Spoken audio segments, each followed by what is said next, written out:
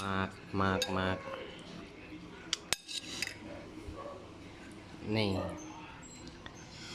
มากไม่ฟางผสมกันได้มันจากสุกแล้วผสมกันนะเป็นมะฟางหวานตอนดิบผสมอยู่แต่กะ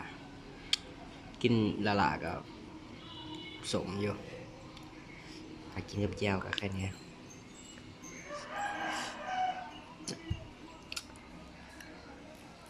ส้มกินไปกินยังไงนี่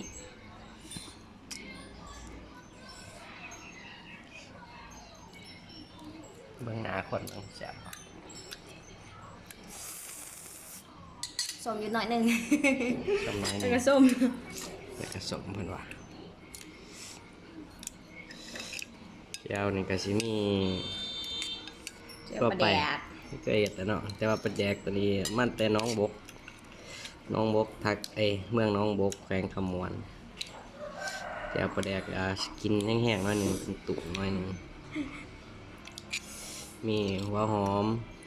น้ำตาลข้าวคั่วขาดบ่ได้ก็แม่นแป้งนัวเนาะแป้งนัวแซ่บ โอ้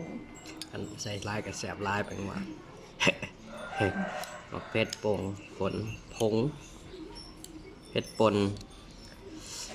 ใส่ลายก็แซ่บลายอันนั้นคือ แซ่บนะ นั่งคนไปคนมาอยู่กินก่อนจากบ้านเลยนะ มาสิท่าน บ่ว่าใช่ดอกนะครับบ่รอ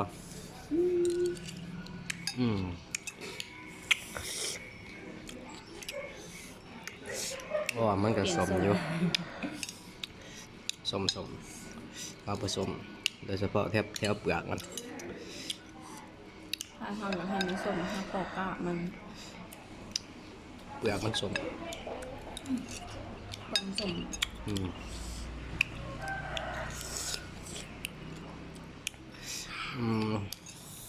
กินสมมันก็ต้องเสียงดังแน่น้อยหนึงเด้ออย่าว่าเสียมารยาทกินเสียงดังเป็นว่าเสียมารยาท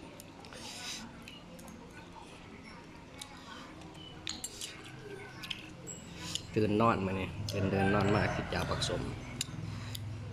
พอดีไปตลาดเมื่อเช้าซื้อบักฟางมาเนี่ยมาเห็นเอาผู้ใดอยากกับไปซื้อมาเห็ดกินเด้อคลิปนี้จบแล้ว